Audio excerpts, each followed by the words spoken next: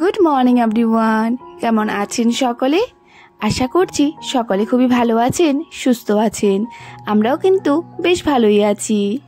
আমার নতুন একটা ব্লগে আপনাদেরকে স্বাগত জানাচ্ছি। আজকে হলো রবিবার, ঘড়িতে এখন প্রায় বাজে হয়তো সকাল 8:30টার মতো। এখন থেকে সকলকে সঙ্গে নিয়ে আজকে ব্লগটা শুরু করলাম। আজকে তো রবিবার, ঘুম থেকে উঠতে আজকে একটু দেরি হয়েছে। জানি না কেন, যেদিন মামার স্কুল থাকে সেই দিন তো সময় মতো উঠে পড়ি, আর স্কুল বন্ধ থাকলে আর শরীরে যেন ঘুমটাই ছাড়ে না। আজকেও সে এমনই দশা হয়েছিল আমার, মানে ঘুমই একদম ভাঙতে চাইছিল না। তো উঠতে আজকে একটু বেলা হয়ে গেছে। যাই হোক, ঘুম থেকে উঠে কাজবাজ সেরে এই তো এইদিকে তারপর রান্নাঘরের দিকে চলে আসলাম। তো আজকে সকালে সবাই ভেবেছিলাম আমরা যে রুটি আর ওই তো ডাল খাবো, তো ছোলার ডাল বানিয়েছি। আর এই তো এইদিকে এখন আটাটা মেখে নিয়ে সঙ্গে সঙ্গেই বানিয়ে নেব, কারণ বেলা বেশ অনেকটা হয়ে গেছিল। ওইদিকে আটাটা মেখে আমি এইদিকে ডালগুলো বেড়ে নিচ্ছিলাম দুজনের জন্য, বাবা আর ওই তো বরের জন্য। আর তারপরে এই তো রুটিটা বানানো শুরু করব, কারণ মা বাড়িতে নেই। মাম্মামও ঘুম থেকে উঠে আর রাঙ্গামণির সাথে গিয়েছে হলো মনসা পূজার ফুল দিতে। আমাদের বাড়ির একদমই পাশে, সেখানে আর কি মনসা পুজো হবে, নেমন্তন্ন করেছে। তো সেখানে আর কি ফুল দিতে গিয়েছে, কারণ বাড়িতে আমাদের বেশ অনেক ফুল হয়। আর জানেন, আজকে আমাদের বেশ অনেক জায়গাতেই নেমন্তন্ন রয়েছে মনসা পূজার। আজকে শুধু দুপুরের একবেলার জন্যই রান্না, রাত্রে সবাই আমরা প্রসাদ খাবো।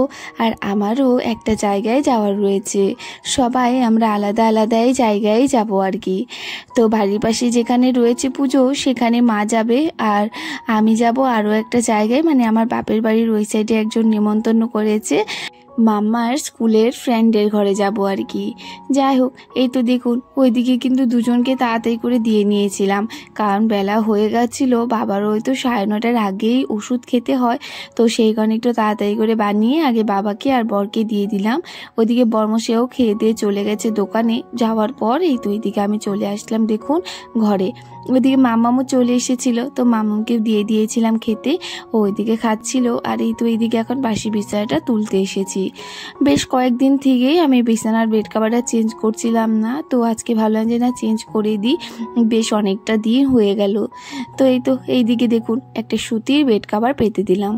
এই গরমের মধ্যে জানেন, এই তো পুরান যত কাপড় চোপড় আছে সেই সবই পরতে ইচ্ছে করে, আর যত পুরন কাপড় রয়েছে বেডশিটে সেই সবই আর কি আমার মনে হয় যে বিছানাতে পেতে দিই। জানেন, এই গরমের মধ্যে আমার ভালো লাগে না নতুন বেডশিট মানে পেতে দিলে, তো সেখানে তো আর ঘুমানোই যায় না।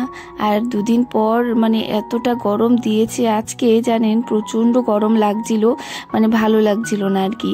সকালবেলা হালকা হালকা করে বৃষ্টি হয়েছিল, আর এখন আবার দেখি বেশ রৌদ্র উঠে পড়েছে। দিন যাচ্ছে গরমটা এতটা পরিমাণে বেড়ে যাচ্ছে আর বলার মতো নয়। এই তো দেখুন এই সময়ের মধ্যে একটু হালকা হালকা করে ঠান্ডা পড়ে যাওয়া উচিত, কিন্তু এখন এত প্রচণ্ড গরম আর ভালো লাগছে না। শুধু মনে হচ্ছে কবে যে এই ঠান্ডার দিনটা আসবে। তো এই তো এইদিকে তারপর মামামকে বসিয়ে দিয়েছিলাম পড়াশোনা করানোর জন্য। সকালবেলা খাওয়া দাওয়া করে বেশ অনেকক্ষণই খেলা করেছে, আর তারপর ওকে স্নান টান করিয়ে তারপরে একটু ভাবলাম যে না, পড়াশোনা করতে বসায়। আমার তো রান্নাঘরে যেতে হবে, ওকে বললাম তুমি একা একা একটু লেখো, আমি একটু পরপর এসে দেখে যাব আর কি। তো একটু লেখা করলো, মানে আমি সামনে না থাকলে একদমই পড়তে চায় না। যাই হোক, ওই তো ওইদিকে বসে বসে একটু পড়াশোনা করছিল। আর এই তো এইদিকে আমি চলে এসেছিলাম রান্নাঘরে। রান্নাঘরে এসে আগে তো মশলাটা বেটে নিলাম। আর আজকে তো রবিবার দিন আমাদের ঘরে কিন্তু নিরামিষই হয়। তো মা নিরামিষ খায়, তোর মার সঙ্গে সঙ্গে আমরা সবাই নিরামিষটাই খাওয়া হয়। তো এই তো এইদিকে মশলা বেটে নিলাম। আজকে তো এখানে থুরের বড়া করে রসা করব। আমরা বেশিরভাগ থোরকে একদম পোলে তারপর বড়া বানিয়ে ছোট ছোট করে তারপর কিন্তু আমরা রসা করি। আজকে প্রথমবার এই তো এভাবে লম্বা লম্বা সাইজ করে কেটে দিয়েছিল মা, হালকা একটু সেদ্ধ করে নিয়ে চালের গুঁড়ো দিয়ে এই তো ব্যাটারটা দিয়ে তারপরে তো বড়া করে নিলাম। এভাবে আজকে রসাটা করব। ওইদিকে বড়াটা হতে হতে আমি এইদিকে মিক্সিতে হয়তো খারমন পাতা, লাউ পাতা এইসব দিয়ে আর কি একটা বাটা করছি। এই বাটাটা খেতে আমরা ঘরের সবাই খুব ভালোবাসি, জানেন একটু ঝাল দিয়ে খেতে বেশ ভালো লাগে, আর সঙ্গে একটু রসুন হলে আরও ভালো লাগে। কিন্তু রসুনটা আমাদের খুব কমই দেওয়া হয়, কারণ বাবা রসুন খায় না, তেমন একটা পছন্দ করে না। কখনো কখনো খায় কিন্তু মানে তেমন একটা বেশি পছন্দ করে না আর কি। তো সেই কারণে কিন্তু রসুনটা খুব কমই দিয়ে খাওয়া হয়। আর এমনিও আজকে তো রবিবার, নিরামিষই, তো সেই নিরামিষের মধ্যেই রান্নাটা করলাম। আজকে এই খারমন পাতা বাটা দিয়ে বাবার যেন আধা ভাত খাওয়া হয়ে যাবে, এতটা ভালোবাসে। আজকে কিন্তু কোনো কিছুই রেসিপি শেয়ার করলাম না। তো এইদিকে দেখুন আমার কিন্তু থোড়ের বড়ার তরকারিটা হয়ে গেছিলো, ওটা নামিয়ে রেখে তারপর ওই তো কয়েকটা বড়াও ভেজে নিয়েছিলাম, আর একদম বড়া টোড়া বানিয়ে রেখে দিয়েছি। আর খারমন পাতা বাটাও হয়ে গেছিলো, প্রায় রান্না হয়ে এসেছিল। তো ভাতটা বসিয়ে দিয়ে এইদিকে আমি লঙ্কার বোটাগুলো ছাড়িয়ে রাখছি। বাবা যখনই লঙ্কা আনে আমি জানেন কি করি, লঙ্কার বোটাগুলো ছাড়িয়ে রেখে দিই। লঙ্কার বোটা যত ছাড়িয়ে রাখবেন অতটা বেশি দিন লঙ্কা থাকে, আর যত লঙ্কা আর কি বোটা থাকবে অতটা তাড়াতাড়ি করে নষ্ট হয়ে যায়। তো সেই কারণে লঙ্কার বোটাগুলো সবসময় ছাড়িয়ে রাখবেন, বেশ অনেক দিন টিকে যাবে লঙ্কাগুলো। যাই হোক, এইদিকে দেখুন লঙ্কার বোটাগুলো ছাড়িয়ে আমি এদিকে শিলনোড়াটা ভালো করে ধুয়ে নিলাম। আর দেখতে পাচ্ছেন কতটা রৌদ্র দিয়েছে, শুধু মনে হচ্ছে কখন যে এই রান্নাঘর থেকে ছাড়া পাবো। তো এর মধ্যে প্রায় ভাতটা হয়ে আসলো, তো আর একটু হবে। তো তার আগে ভাবলাম জলটা নিয়ে আসি কলপাড় থেকে। জানেন আমাদের এই ঘর বাড়ির সব থেকে শান্তির জায়গা হলো কলপাড়। এই কলপাড়টাতে এতটা ঠান্ডা, মানে কি বলবো, মানে গাছপালা রয়েছে পেছন সাইডে, আর এখানটাতে এতটা ঠান্ডা লাগে না, মানে অনেকটা ভালো লাগে আর কি, অনেক হাওয়াও আসে। তো সব সময় তো এখানটাতে বসে থাকতে ইচ্ছে করে। তো দেখুন তো এর মধ্যে এই যে জলটা ভরে নিয়ে চলে আসলাম কলপাড় থেকে। এখন হয়তো মাঠটা ঝরিয়ে নেব।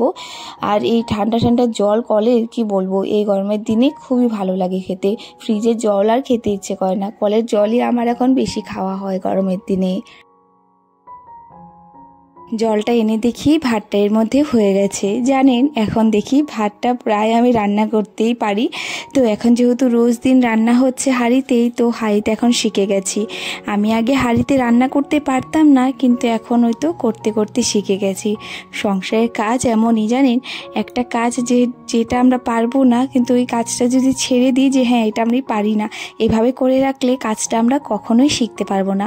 আর যদি হ্যাঁ পারবো আমি, একদিন নষ্ট হবে তারপরের দিন হয়তো ঠিক হবে, এভাবে করলে কাজগুলো বেশ ভালোভাবেই শিখে যাওয়া যায়। জানেন তো বিয়ের পর আমি তো তেমনভাবে কোনো কিছুই রান্না করিনি। ওই তো 2 মাস পর থেকে আমি কিছু কিছু টুকটাকি রান্না করতাম। তখন একদিন দুপুরবেলা মাকে বললাম যে মা আজকে তাহলে আমিই রান্না করি। তো সেই দিনই প্রথম আমি যেদিন সব রান্না করেছিলাম, একটা দিন ছিল সেই দিনটা। তখন শুধু মনে হতো যে হ্যাঁ পারবো না, হয়তো পারবো না, কিন্তু নিজে সাহস করে ভেবেছিলাম যে না করতে পারবো। তো সেই দিন থেকে আমি রান্নাঘরে ঢুকেছি। তার মধ্যেও আমার শাশুড়ি মা আমাকে অনেক হেল্প করেছে।